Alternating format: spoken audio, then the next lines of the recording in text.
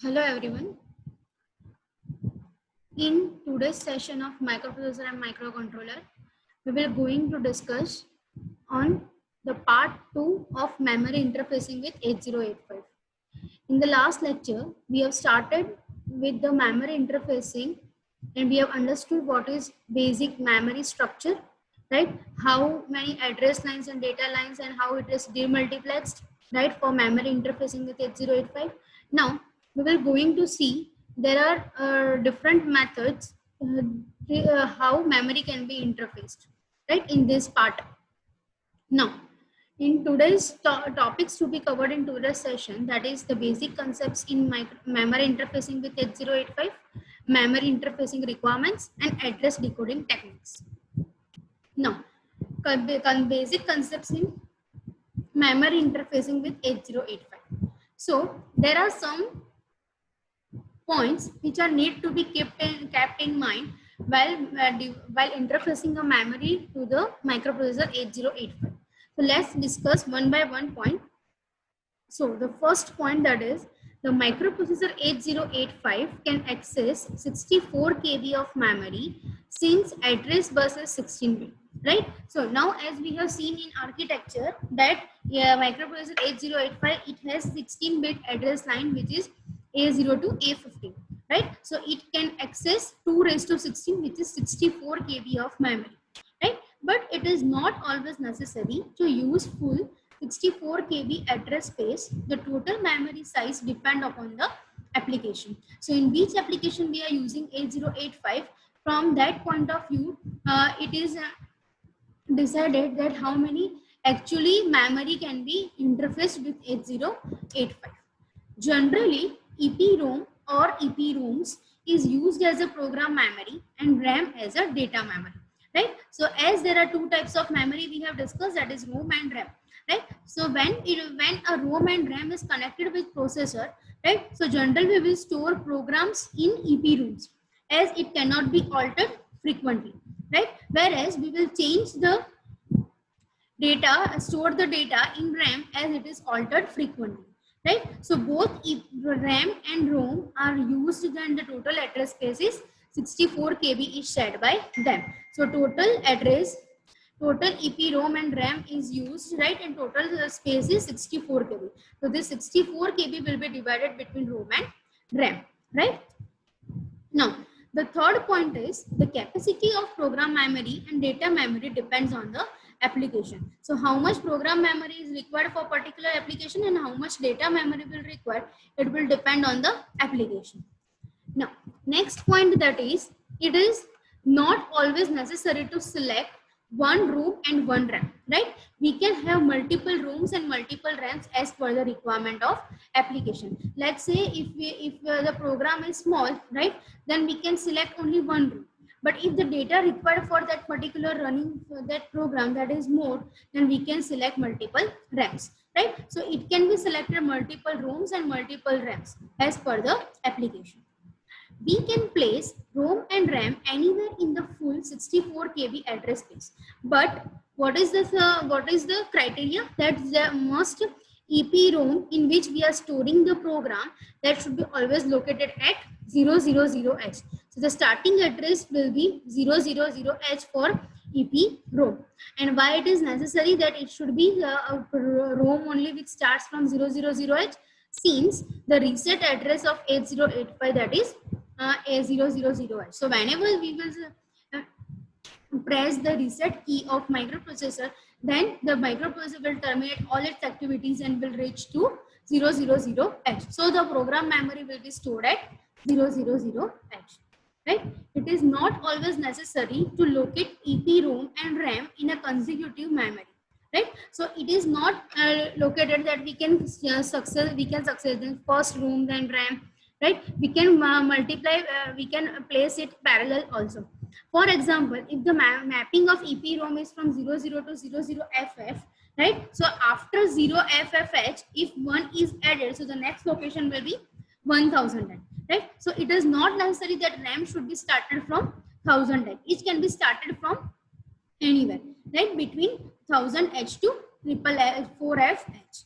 right? Where to locate memory component totally depends on application. Now, what are the basic memory requirements, interfacing requirements which we need to access? So first, we are going to study the logic diagram of RAM and ROM, right? So here in the following figure, you see that this is a read-write memory and this is a ROM, right? Now here in read-write memory, it is stored that 2048 into 8. So what does the 2048 stores? It shows the address, memory addresses, right? If it is 2048, then how much that will be 2048? Then it will be 2 raised to 11, right? So 2 raised to 11, that is 2048, right? So that means 11 address lines are required. So if 11 address lines are required, we will require address from A0 to A10, right? So here the address lines is represented as it is a read-write memory. So data can be input data also, right? We can write that data also into RAM and we can read that data particular from the RAM. So in the output buffer, it is connected with the read bar and the input buffer is connected with the write bar. And whether it is working as input buffer or output buffer, that is denoted by the chip select, which is CS bar, right? Similarly, here the ROM diagram is given, which is 4096 cross 8. So 4096, that means 2 raised to 12, right? So 2 raised to 12, that is 4096. So 12 address lines will be required. So A0 to A11 total 12 address lines will be required. Now, in case of ROM, we cannot write the data in ROM, right? So it will have only a read bar. So it will only have an output buffer in which chip select is there for selecting this ROM and read bar for reading that data, and output we have a output data, right? So read-write memories consist of array of register in which we are storing the data, in which each register has a unique address, and here at the cross multiply by 8 in both ROM and RAM, which represent it is a 8-bit data. The size of memory is n cross m as shown in figure. This is n, this is n, m, where n is the number of registers, which is number of addresses, and m is the word length. Word length, that is how many data can be stored in particular register, right? Which is 8, right? In the number of bits. Now, the memory interfacing requires these 3 types, right? First, we need to select the chip. Either we need to select ROM or RAM. Then second, we need to identify the register. So based on the address which we pass on through the processor, it will identify the memory address, that is register. And third, that is enable the proper buffer, right? So these 3 are the requirements for memory interfacing to interface any memory with 8085. Now, microprocessor system includes memory device and I/O device. It is important to note that processor can communicate, read or write with only one device at a time, right? Because all the system bus, that is data bus, data bus, address bus and control bus are common for memory device as well as I/O device. So it can work either for a memory or a I/O device, right? It cannot connect with the both. In order to communicate with memory and I/O device, it is necessary to decode the address from the processor. Due to this, each device memory can be accessed independently, right? So how to decode the address, which we'll see the 2 techniques in the next slide. So next is the address decoding technique. So basically there are 2 address decoding technique. First, that is absolute decoding, or we can say as full decoding. Second, that is linear decoding, or you can say as partial decoding. Now this will be both decoding techniques will be discussed one by one in detail, right? And what is the difference between them, we will see in this session, right? Now first, going with absolute decoding. So in absolute decoding technique, all the higher address lines are decoded to select the memory chip, and the memory chip is selected only for the specified logic on this higher order address line. No other logic levels can select the chip.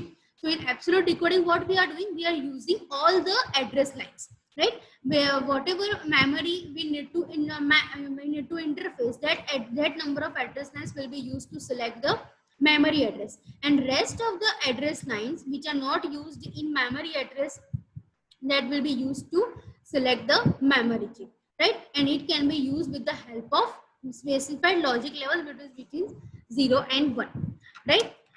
Figure shows the memory interfacing in 8085 with absolute decoding. And this technique, this addressing technique is normally used in large memory system. Now, here, how memory mapping can be done for the absolute decoding, this is shown in this diagram.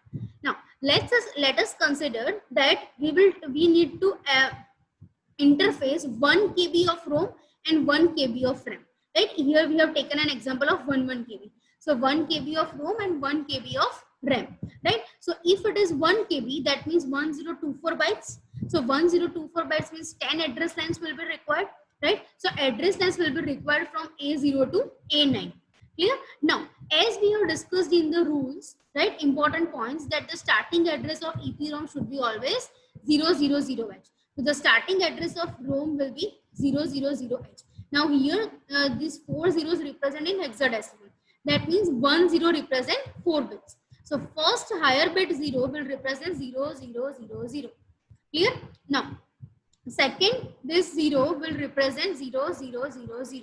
Right? Then third 0 will represent 0000. And fourth 0 will represent 0000. Now, how to find this end address of ROM? So as we have discussed, we are taking 1 KB example. So 1 KB, that means how many address line will be required starting from A0. So A0 to A9 will be enabled. So from A0 to A9, all will be from 0 to 1, means all will be enabled. And rest of the pins will be copied from the starting address. Right? So from A0 to A9, it will be 1. And the rest of the pins will be 0, right? So what it forms 000, that means in binary it will be a 0. Then 0011, that will be a 3. Then 4 ones, that will be a 5. 15, that is in decimals. In hexadecimal it is represented by F. And last, again 4 ones, so it will be represented by F. So the ending address of 1 KB ROM, that will be 03FFH. Right? Now let's say the starting address of RAM can be taken anything, right? We cannot have a consecutive, it is not necessary that we can take only consecutive. So let's take 2000H.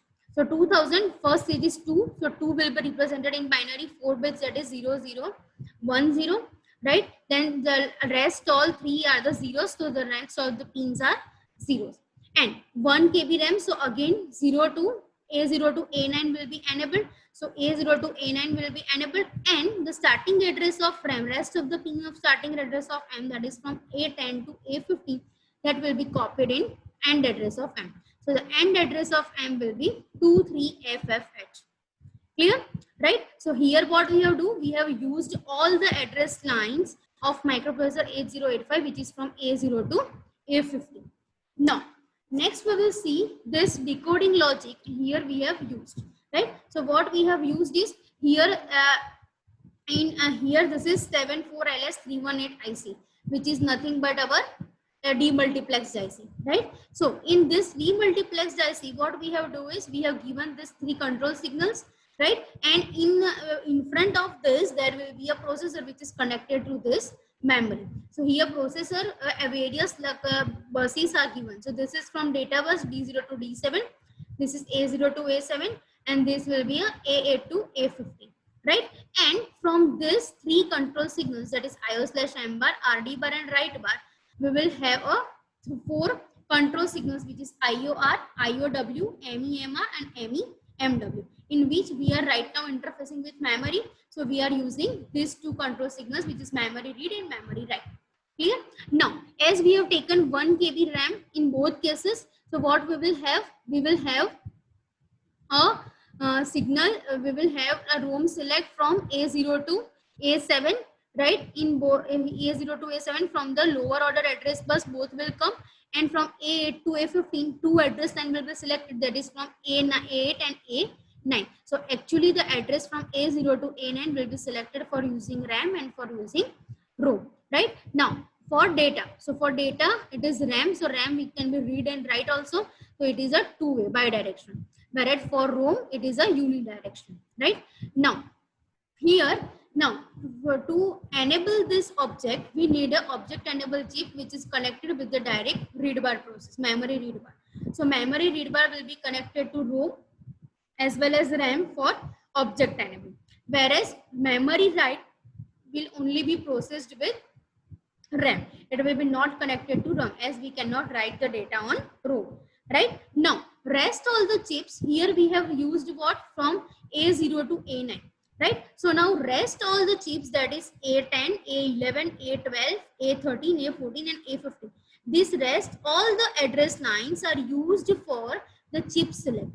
Right. So this is a nothing but absolute decoding technique. Right. So from these two signals are generated, that is Y0 and Y1, where Y1 is used to chip select this and Y1 is used to chip select this RAM. Clear? Right. So in absolute decoding, what we are using the A0 to A9 for 1 KB RAM to select this, and after A9 whatever addresses are remaining, that will be selected for address for chip select. Clear? Now next, that is linear decoding. So in small systems, hardware for decoding logic can be eliminated by using individual higher order address lines to select memory chips. This is referred to as linear decoding or partial decoding. So in this, what we are doing, we are not using all the address lines, right, in for selecting a chip, but what we are using is we are using that particular address line which can differentiate RAM and ROM. Right. So figure shows the RAM with linear decoding technique. This is technique is also called as partial decoding. This figure we will show in next slide. It reduces the cost of decoding, but it has drawback of multiple addresses. So the figure shows the addressing of RAM with linear decoding. A15 is the address line which is direct connected to the chip select of ROM, and after inversion it is connected to the chip select of RAM. So when 1 will be given, so ROM will be selected, and when after inversion means 0 will be given, then will be RAM will be selected. Clear? Right?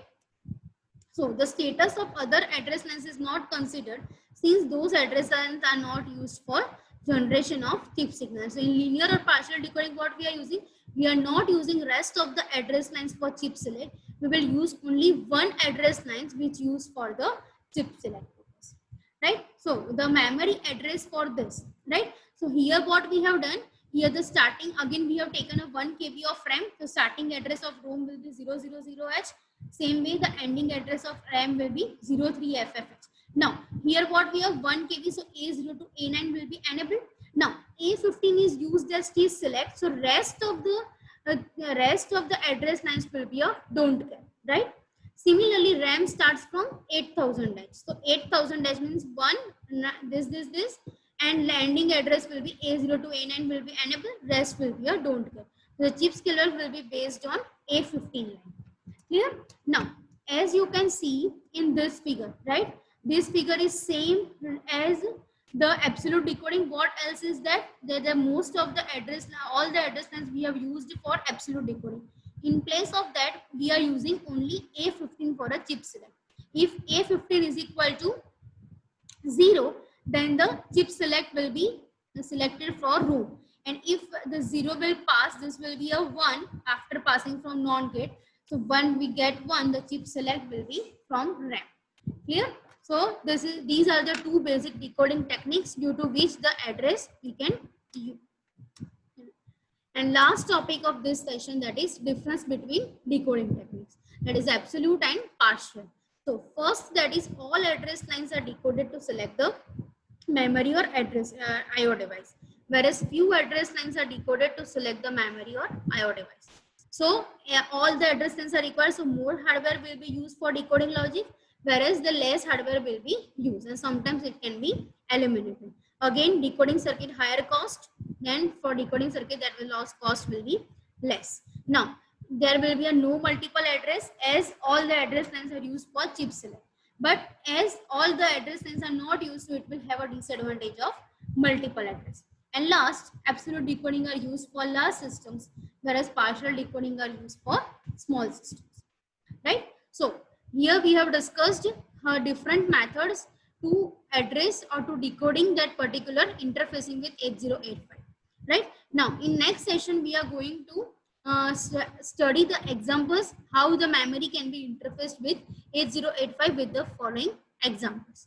Yeah, so that's all for the today's session. Thank you.